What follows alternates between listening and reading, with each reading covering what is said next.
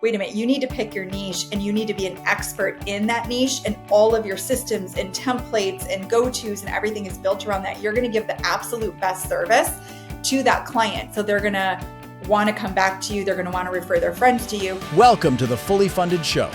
Whether you're a capital raiser, deal sponsor, fund manager, or LP investor, we've got the insights you need for investing success. Join Sam Silverman each week for expert interviews, insider tips, and strategies to fully fund your ventures. Let's go!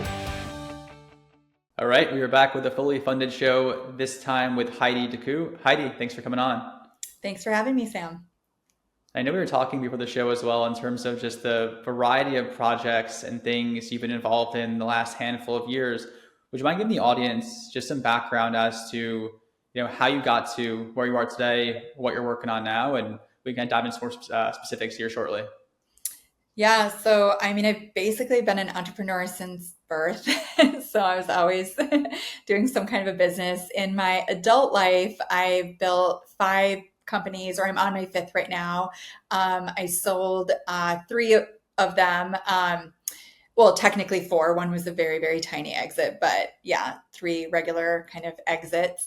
And all of them were bootstrapped. They were in the online marketing space. So they were something where I could test my offer and pre-sell before I actually built the thing. And I could work out what I was going to build in the audience on the front end and do that really economically. So by nature, I'm a bootstrapper. I've just, I love that approach. Now I'm building a tech company, which you just can't do that. You can't just sell tech and then be like, someday we'll build it and deliver it. You have to actually, start building it. And yeah, it's for what we're building. It takes a lot, eats a ton of cash. So I did have to do a raise. So I did a pre-seed friends and family round. We're now starting our seed round, and then we'll definitely need a Series A, probably by end of next year. So I'm in a little different track right now, but it's a ton of fun to kind of try a whole new way of doing business. Yeah, and I think something you hit on that's huge there too. So people who are listening, who are looking at starting their own thing or kind of going into entrepreneurship as well, you made a really big point where when you look at perfectionism versus taking action, it seems like on your end, you went all action and kind of figure it out after. Help us understand what that looks like, because I'm the same way. I love that route, right? Done, not perfect. Let your audience go tell you what you need to go do. Yeah, absolutely. Yeah. All my businesses so my last one that I sold at the end of 2021, I launched that from my dining room, which was my house was under construction. And I just got some college kids that were, in school to try to learn to be like videographers, on the cheap. I launched that company for a total of $12,000. I sold it for 7 figures, 5 years later. So I had an idea and just tested it, did a video series, ran ads to it, and tested out the idea, refined it before I actually built the program that I was going to be selling. And I think that that's a great way to get started in business. Yeah, it's smart. So what you did was basically have your idea, right? Did the bare minimum in terms of understanding what the actual offer was, right? Ran some ads to get feedback from your audience. And then once you had a clear picture of, okay, this is actually what they want, then go spend the money it takes to go build out the offering with revenue you have booked going forward. Exactly. Yeah. Yeah. And just, I course corrected. I didn't have it totally right when I launched. The messaging wasn't totally right. The way that I was planning on delivering it, I realized with that audience, they needed the delivery to be slightly different. And so I was able to massage all that and get it dialed in. And then I had these core group of founding members that were prepaid that got this amazing deal. And then they got the best of me, right? Because I rolled up my sleeves and was giving them tons of one-on-one support, and because I was building it out with them. And so they got, huge value for the small amount they had paid, because they were willing to get in the trenches with me and be part of shaping it. And a couple of those people ended up getting very successful, and I hired them to be coaches in my program. And they were coaches all the way through until I sold the company. I think they're still coaches there now today. So they still have their business, but then on the side, we're coaching, within my program. Um, and yeah, it's fun. I think that that's a really fun way to do a business. It's extremely low risk. And you just learn so much so quickly, and you're able to, find your space, find your niche and how to talk to them. Yeah, I love that, right? Because you're mitigating risk in a massive way by giving discounted rates on services that you'd be doing anyway and working really closely hand in hand with your customer, right? I think a big thing, any business you do, is the closer you understand what your customer actually wants and needs, you can go serve them in a far better way and appeals to them at much more scale. So by doing that, you get a whole window into the understanding of how a customer thinks and operates and building a service that actually fits who they are. And in turn, your customers got a far better package pricing wise for understanding that there may be a little bit more bumps in the road in the process of doing so. So Yeah, yeah. walk us through the what the actual business was and the numbers behind it. That business that I sold. Yeah. Yeah, so it was a online marketing business. It was a membership in the travel industry. So we taught travel agents across North America how to grow and scale their business. And so how to find clients, how to take care of their clients, do their business operations, all of that. So we were a membership program. So were you focusing on very high ticket travel, right? Because I feel like at times travel is, mine when I go book a flight or a hotel, I open Marriott, I open, the flights Yeah, app on Google and go find what I'm looking at. If I'm not using points, right? Like, how do right, you guys right. go compete with stuff like that? Yeah. So our agents specialized in a few different niches. So we had a chunk of agents that were Disney specialists. So a lot of their clients were spending, 15 to 30K a year taking their family to Disney, and they wanted all the, backstage pass. They wanted all the skip all the lines. They wanted the 5-star Disney resort with their favorite housekeeper and like all the things. And so they were like a Disney, specialist. We had another niche where of agents that did what's called accessibility travel. So it's people who are traveling that are maybe on oxygen tanks and wheelchairs and things like that, and they need travel that's like planned around their accessibility needs. That was another niche.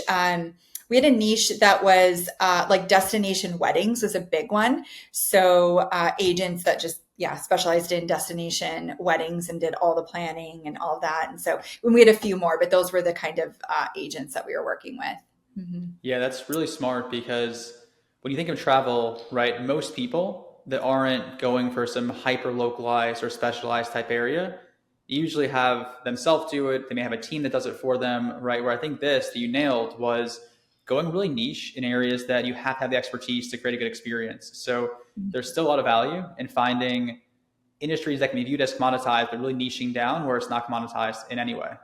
Mm-hmm. Yeah. Yeah, exactly. Yeah.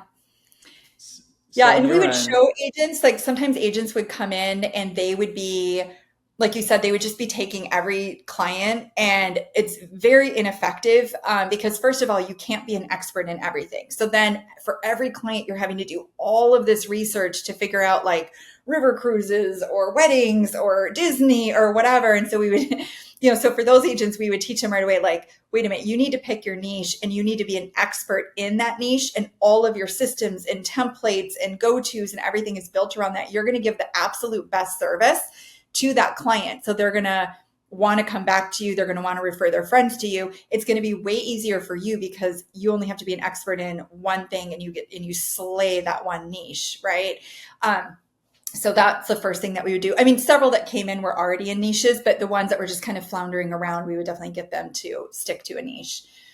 for sure. And then when you look at scaling that business for a handful of years and then going to actually exit it, like what did that look like being on the other end of the table when looking at going to sell a business that you built, right? How did you get it ready to go sell? How did you find the buyer? How did you value it, right? Kind of how did you also know that it was time to cash in your chips in that venture and move on to something else? Yeah. So although I loved the business and I love the clients, I was getting kind of bored of it, and I had been dreaming of starting a software company. I knew ultimately that's really what I wanted to do. believe wholeheartedly in small business. They are the backbone of our society. All of my businesses have supported small business, especially solopreneurs. Every business that I was in, the travel agent one and all the ones before that, were focused on supporting solopreneurs in one way or another. So I wanted to do a software that did that because they have the least amount of resources available to them. They're the fastest growing sector of business in North America right now. It's expected to be 42 million by 2026, solopreneurs. And so I wanted to do something to really help them. Also, just on a personal note, I was getting divorced. I was just mentally, physically, emotionally exhausted. COVID was like a whole thing. As I was working in the travel industry, had a mother-in-law in depression living in my house that was it was a whole thing in my life. And so, I needed a break. I needed a sabbatical. I just had like nothing kind of left in me. And so, and I knew I'd be selling, probably be exiting the business eventually. So it just made sense to now like make that happen and kind of clear the decks, get divorced, sell my company, move, go on and eat, pray, love, like rejuvenate myself, and then figure out my next move in my software company. I hired a broker. And I mean, that's kind of a whole long story. I don't know how deep we want to go, but ultimately, the business got sold. I'm happy with the deal. I'm still close with the buyer and help him out from time to time, and it ended up being great. But yeah, it was a whole situation. Yeah. Yeah. I mean, so for someone who's going to be on that side of the table at some point, right? And an audience member listening that either they're buying a company now, they've built a company and they want to go sell it in the future. Like, what are things that a few tips or tricks that you may have to make it as painless of a transaction and also maximize the end out game as well? Yeah. One thing that I did decently well, but in hindsight, I actually could have even done it better, that you'll need to do, and what I heard from the due diligence company that my buyer hired, that they said a lot of businesses don't do well, and it will create just a massive amount of pain for you and can even kill your deal. You need to have your business and personal life 100% separated. Like the two cannot like touch each other other than you take like a salary and draws, like outside of that. And your business needs to be very standalone, meaning every single thing in your business needs to have an SOP, a standard operating procedure, documented well. You need to show that your business can operate without you. So if you're still working full time in your business, it's probably not sellable unless you've got a very clear pathway as to how it's not going to require you full time. And that includes a timeline and details, and it includes you for that whole timeline plus a cushion and like all of that. But they really want to see a business that is as automated as possible, systematized, and does not touch your personal life, and is clean books. And so even just running like your health insurance and stuff like that through it, like things that are, you want to do that in a cleaner, better way that your, tax professional can share with you. There's ways that you can still get the tax deduction, but you can keep it separate from your business. And those little things are not deal breakers. They're, they can back them out, but it does make your due diligence more painful and cumbersome, and it just creates like more friction and slows down the process. So yeah, clean it up. I would say first and foremost, just like get everything real clean. Yeah, it makes a lot of sense, right? So clean books, no commingling of funds, right? And then also just having a really clear path to how does business operate without you, right? Because the person or group who's buying your company, they're likely going to look at this as, how can I go put a general manager in, right? How can I go hire someone to go take this over versus being reliant on you and your brand, right? So I think kind of having that separation is huge too. Yeah. And it's great. Like one thing they recommend or they like to see is like, they're like, when have you last taken a month off or 6 weeks off the business? So if you can show like, oh, in, the last 6 months, I was gone for 4 weeks or 6 weeks, and this is what Yeah. happened, and this was the P&L that month, and this is da da da da. They really like to see that. So like take a month off and see how it goes. Also, that's going to show you, if you go disappear for a month, you're going to know what all the breakdowns are in your business, and Yeah. then now Yeah. you Yeah. got a to-do list. You know what to fix. Yeah. I mean, you'll find everything that breaks from doing so. So something as well I want to go dig into. I know when we were talking before the show, you mentioned your family wanted you to go to the military and wanted you to go this very traditional type route, right? Civil service, working for your country, stable income, and you went the exact opposite way. And I Yeah. think people listening to this who want to go leave their corporate job, and maybe a good corporate job, right? They may be a $300,000 software sales rep or a $500,000 VP somewhere, but want more out of their life. And they go face a lot of social pressure of like, you've climbed this high, why are you pivoting? So for you, dealing with that like early on from your family, what was that conversation like, and kind of how have you navigated that personally? Yeah, it was. I mean, they were worried about me for a very long time because my parents were both blue collar union workers at the same jobs for over 40 years and then retired, with their pensions and their social security. And so when I was just doing all of these entrepreneurial things that also were not very explainable, like if their friends asked them what their daughter did for a living, they didn't actually have a good answer for Yeah, that. definitely been there. And I was working from home way before that was a thing. Nobody heard of that. In fact, they were just like, well, you're home all day, so you can like meet us or do this or I was like, I'm actually like working, and like they just couldn't like connect those dots. And so yeah, it just kind of over time was finally like, okay, she is working and doing something, and we can kind of see some evidence of that, and she pays her bills. So I guess we'll just like let Yeah, go. yeah, yeah. Yeah, I feel like that's just a huge like social push. I mean, I felt it too. Like I left my corporate job, I don't know, two and some change years ago at 28 years old, and being one of the youngest people in the company at the senior level, people look at you like you're absolutely nuts, right, for kind of taking that route. So with that in mind, like, what does your life look like today that you're really proud of and really enjoy doing, right? 'Cause I think people get stuck in this, I have to go work 70, 80 hours a week and go grind at a corporate role. And I think you can go design your life a lot more so in the way like you've done, right? By owning your own companies, building your own companies, and kind of structuring your life how you actually want to be structured. Yeah. I mean, there's two ways to do it. So, of the 5 companies I built, a couple of them were what I would call a lifestyle business, meaning a lot of weeks didn't work full-time hours.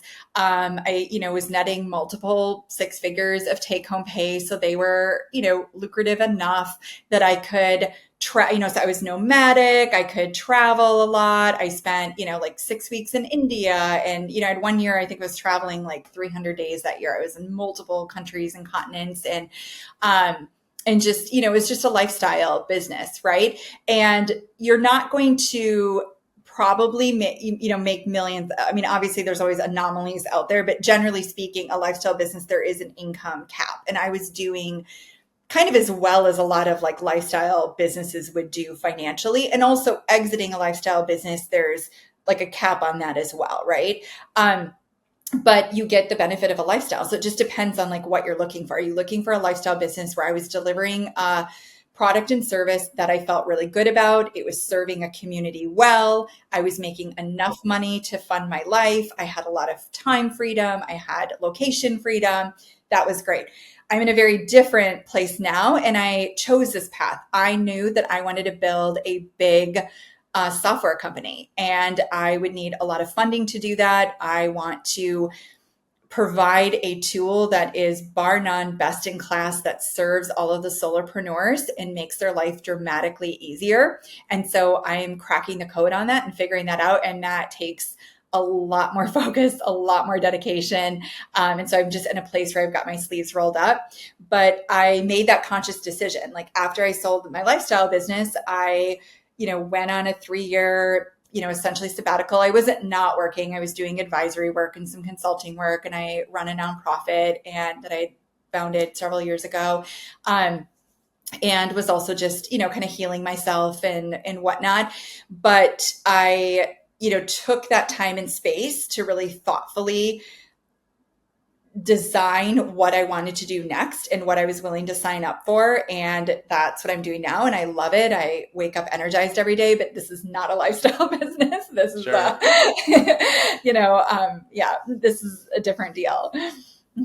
So how did the time off really help you get clarity on what it is that you want to go do, right? Because I feel like a lot of people who Mhm. are in the corporate world or kind of work on climbing the ladder in some way, right? They just see what's that next step ahead of them they can go get to, right? Most people don't actually take a step back and think, okay, what do my life to go look like?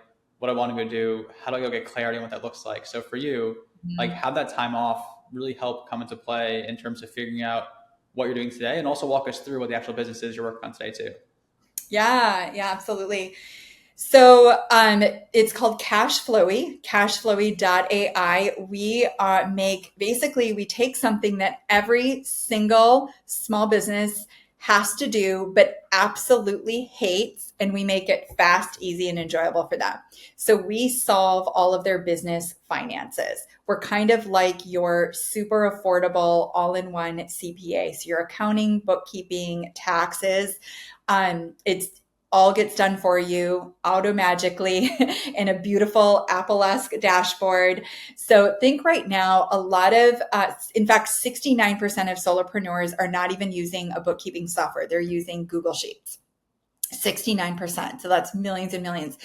And the reason is many of those have actually set up like a QuickBooks or a Xero or a FreshBooks account. And then what they've actually told us is, I logged in, broke out in hives, and like closed down and canceled the account and went back to my spreadsheet. So that's one of the reasons that they're using spreadsheets. And then the other reason is they like the ones that are using the software, the majority of them also have to have a human bookkeeper because the software is so complex and clunky and difficult for them to handle that they're also paying a bookkeeper. So it's like now you have this person that you have to find, vet, hire, train, hope they actually don't screw up your books, hope that they don't ghost you. When you ask them a question, you have to wait like 3 days to get a response. So we're solving all of that with a very simple, beautiful, elegant AI bookkeeper that automatically just handles all their finances, real-time dashboard, shows them just what they need to know. You don't need a human bookkeeper. It's far more accurate, far easier. We take away all the manual process. I mean, even just your taxes, literally it'll take you about 15 minutes to do your taxes because it just integrates, it sends everything through. It's going to help make sure you get all the deductions because it interfaces like with the entire tax code. So it understands all the deductions and your business. So it's just a far, far better solution. And we're doing it at a fraction of the price. And right now, like we talked about in the beginning, when you any new business, if you're in the first group of customers, generally you get the absolute lowest price and you get the best service. And that's what we're doing with our founding members. There are beta founding members. Like we lose a ton of money on everyone, and because it's not about making money on them, it's about they're helping us shape it. Like they're getting white glove service. We're doing all their catch up financials for free. We're doing, which the cost of catch up financials alone, even with a low price service, is more expensive than like what we're charging a beta founding member, right? And so they're getting, like $5,000 of the value for, right now our beta founding member is just $275 a year, and you're getting like a $5,000, service, right? And it's because they're helping us like work out all those kinks and do that. And we're still in beta. We don't go to market until into Q1 sometime. We're going to go to market. So we've just been taking in small batches of beta founding members, but it's going really well. They're loving it. People are saying that they're they went from like 15 hours a month on bookkeeping, and now they're doing all their bookkeeping in under an hour. And that it does actually feel somewhat enjoyable because they know like what they're doing and what their numbers are. So So is yeah. this more so like walking through the mechanics of it? Does it just go tie to all bank accounts, tie to all credit cards, right? Like what does it look like? And then Exactly. also, So do it you need just a human to ties. go close your books as well as it relates to a CPA sign off, or kind of who holds the liability for it then? Yeah, so it does tie to everything. So all your business bank accounts, your credit cards, your PayPal, your like every business thing that you do so it can pull in the transactions. The AI then automatically categorizes all your income and expenses. And then anything that you don't like the category that it chose or you don't agree with it, you can just with one click change the category, you can customize it or change it, which then trains the AI. So next time it will do, as you say. And we're building a natural language chat. So you can literally ask the chat, how many dollars of outstanding invoices do I have? How much money did I spend on software last year? Like, things like that. And it does all your reports and stuff. There's no need to like close out your books because it's all in real time. And you've got, like, if you went in and made a change to, let's say, an expense category for this month, then you could go back and rerun your P&L for this month and it would just be completely updated on that, right? So everything's just in real time and it's like flexible. And then we will be integrating with a tax service that goes in. The AI does so it just sends everything in because we have all your data. We just collect a few additional things from you. It does all of your business tax return via AI, and then of course reviewed by a human CPA, sent back to you, you review, make any changes that you want, and then submit. So really, really simplifies the whole thing and makes it significantly less expensive as well. Sure. No, makes a lot of sense. Well, before we wrap up and hop off here, so what advice do you have for someone who's looking to go make that jump, right? Whether they're going to go buy a company, build a company, which do you recommend in doing so as well, kind of from your experience? And if you had to go back and do it over again, which route would you go? That's a really great question. So I think buying businesses right now is a great idea. In fact, I'm looking at with through a partner that she'll be taking the lead on it because my focus, of course, is Cashflow.ai, but it will help Cashflow.ai as we're looking at purchasing accounting firms, CPA firms in the States and kind of tying that into Cashflow.ai. So yeah, it's been a fun journey and it is something that I think that people should really look into. There is a lot of baby boomers that are getting ready to retire or wanting to retire that have these kind of really stable cash cow businesses that they're looking to exit. And so I would look at, buying a business that's already off the ground. Like it's already gone from zero to 100 is really hard. That's the hard part because you have to figure out what you're offering and to who and how much you're charging and get that money. And so if they've already done that for you and now you can start at 100 and you can go in and automate things to make things more efficient. You can put in marketing, you can put in like layer all this stuff in to make it more profitable. I think it's something that people should definitely consider. Cool. Heidi, thanks so much for coming on. And for the listeners who want to get in touch with you, what's the best way to go do so? Yeah, go to cashflow.ai. We have a contact form there, or you can, of course, find me on LinkedIn or Instagram. Cool. Heidi, thanks so much. Yeah, thank you. Thank you for tuning into the Fully Funded Show hosted by Sam Silverman. If you are enjoying the content, let's take your journey further in the Fully Funded Mastermind. The Fully Funded Mastermind offers more than just insights. It's a mastermind community designed to solve the real challenge of raising capital. By joining, you gain direct access to strategies, coaching, and a network dedicated to turning your financial goals into achievements. Don't let capital raising be a barrier to your success. Visit fullyfunded.capital to explore how our mastermind community can pave your way to financial growth. Today's insights, hit follow, share with your investing pals, and drop us a review. Connect with us on social media for bonus content. Your success is our mission. Keep those funds flowing. See you next time.